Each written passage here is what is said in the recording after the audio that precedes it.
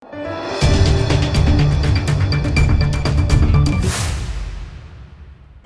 દર્શક મિત્રો, આપ જોઈ રહ્યા છો લોકમૈત્રી ન્યૂઝ. હું છું એન્કર અર્પિતા પટેલ. હવે જોઈએ અગત્યના સમાચાર.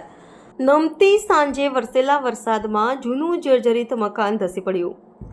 છેલ્લા ઘણા વર્ષોથી મકાન બંધ હાલતમાં હતું, જેનો ઉપયોગ ગોડાઉન તરીકે કરવામાં આવતો હતો.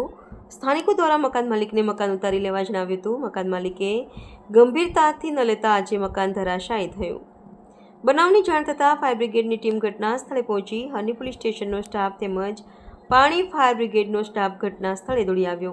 3 થી 4 વાહનો દબાયા હતા. સદનસીબે આ ઘટનામાં કોઈની જાનહાનિ કે ઈજા થઈ નથી. Bureau report, Lokmaitri news, Vadodara. આ રાજીવનગર 2 વીઆઈપી રોડ છે. આ ગોડાઉન ચૂનાનું છે. એ કેટલા 25 વર્ષથી બંધ છે. એ માણસ કાયમ માણસો લઈને વેચવા આવે છે.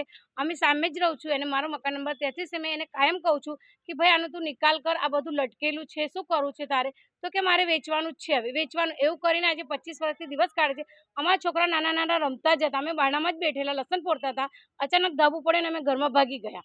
એ તો સારું થયું કે અમને કશું જાનહાનિ નહીં થઈ. અમારા બારણા સુધી રીટો આવી, પણ અમે અંદરના ધમ તે જાણે બોમ્બ ફૂટતો એનાથી જ ખતરનાક અવાજ આવ્યો.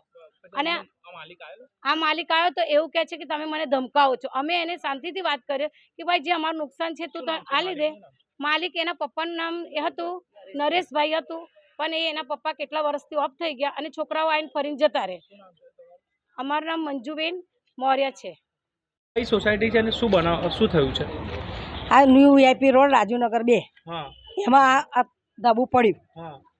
તો આ તો અમારા છોકરા રોજે રમતા હતા, પણ આજે વળી નતા, નહીં તો અમારા છોકરા દબાઈ જાત. તો અમારા દબાઈ જાય છોકરાને જવાબદાર કોણ? એ મકાન છે કોઈ આ બાજુ રહે છે એનું, એ ભાઈનું ગોડામ છે. મકાન નતું, ચૂનાનું ગોડામ હતું, 25 વર્ષથી બંધ છે. તો હવે એમ ભાઈ કશું કરતો નહીં તો એને ના કરવું જોઈએ. અમારા માણસો મળી જશે, લઈ આપશે. કેટલી વાર જોવા આવે છે, એને વાત કરીએ છે, નથી કરતા એમ નહીં, પણ એ સમજતો જ નથી ડોબો. આજે આ વરસાદના કારણ પડ્યું. આ તો અમારા છોકરાઓ આજે વરસાદ ઝીણઝીણો પડતો અંદર હતા, નહીં તો બહાર હોત તો શું થાત? છોકરા ડબી જાત ને. હમણાં 3 બાઈકો, 2 સાયકલ અને એક મોટી ગાડી છે, 4 વ્હીલર. ના, કોઈને બીજાને નથી થયું. એટલે હા, મંજુલાબેન ગઢવી. લોકમૈત્રી ન્યૂઝ સાથે જોડાયેલા રહેવા અમારા યુટ્યુબ ચેનલને સબસ્ક્રાઇબ કરી ફેસબુક અને ઇન્સ્ટાગ્રામ પેજને લાઇક અને શેર કરો.